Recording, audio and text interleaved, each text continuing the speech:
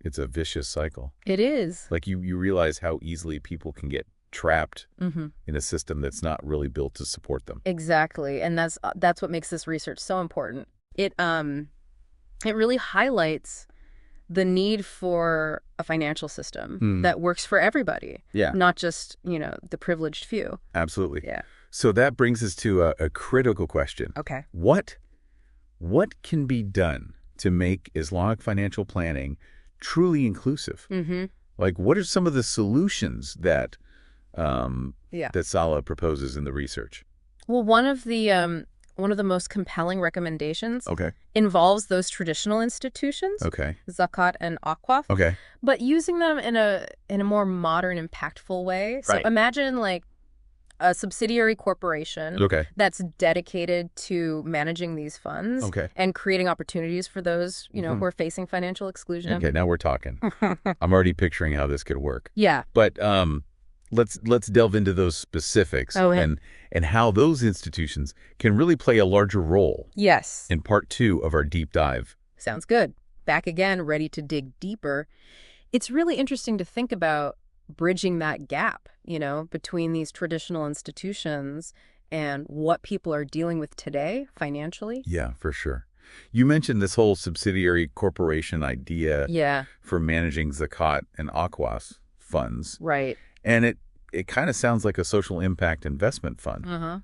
But, with an Islamic twist, how would that actually work? Yeah, that's a great way to put it. I mean, instead of just, distributing funds directly, this corporation could create these really targeted initiatives. Like what?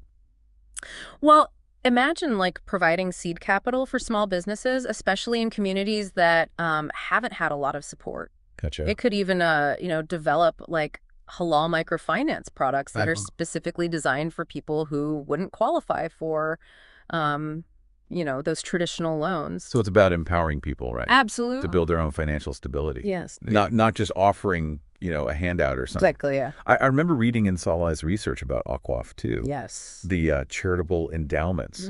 And how those could potentially contribute to this as well. How would that fit into this? What's cool about Aqaf is they're really flexible. So donors, they actually get to specify how they want their funds to be used. Oh, wow. So imagine an Aqaf that's dedicated to developing affordable housing projects. But, built on Islamic principles. Or one that's focused on providing scholarships for vocational training. Oh, wow. So you're equipping people with the skills to have a more stable future. So it's really making me rethink like the potential of these institutions, these age-old traditions. Yeah. But wouldn't managing something like this require a lot of, I don't know. Yeah, for sure. Like a really deep understanding of not just Islamic finance, but also the specific needs of the communities that they're trying to serve. Yeah, you're absolutely right. It's not like a one-size-fits-all solution. The research actually emphasizes this, like the importance of having, people involved who really know their stuff when it comes to finance, who also get the local context, who understand the culture, the specific challenges that Bernadians are facing. You can't just import some generic thing and expect it to work. Exactly. Yeah, totally. But we've been talking about kind of those who are struggling. But what about those who are already financially secure? Where do they fit into all of this? Well, that's what gets really interesting. Saleh argues that Islamic financial planning can actually be a really powerful tool to encourage ethical wealth management among those higher income individuals.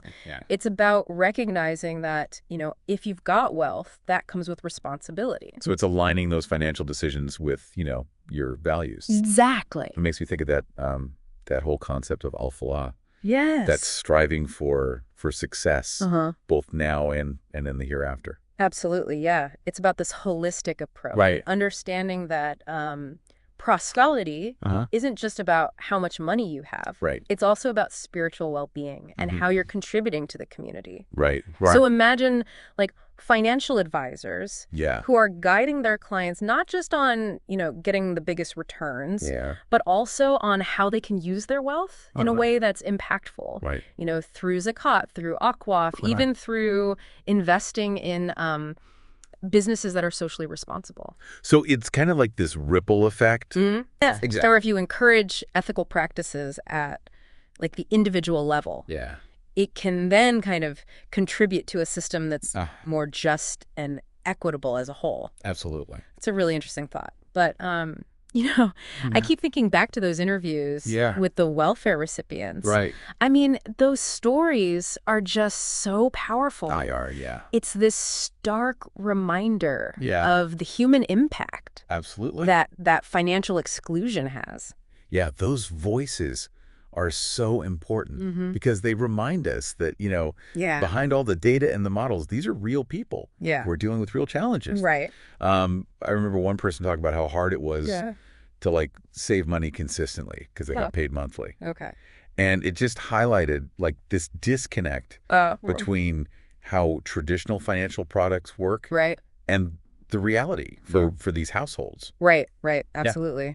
That really resonates with me because if we're talking about making this accessible for everyone, then we need to be, flexible and creative in our approach. Yeah, for sure. We need to meet people where they are and provide those solutions that actually fit their needs. Exactly. And let's not forget about community support too. Okay. Yeah. Right? Like what about financial literacy workshops that are specifically designed around Islamic principles, or even like peer mentoring programs where people can kind of like help each other navigate these concepts. So it's like building a whole financial ecosystem. Exactly. That's not only accessible, but also supportive. Yes. Empowering. Yeah, absolutely. But I mean, creating something like this is huge. It is. So how do we make sure it's not just, like a flash in the pan? Yeah, that's where you need that constant evaluation and adaptation, right? Okay. This isn't something you just set up and forget about. Gotcha. You got to constantly look at, like, are these initiatives working? Yeah. What's working? What needs to change? Right.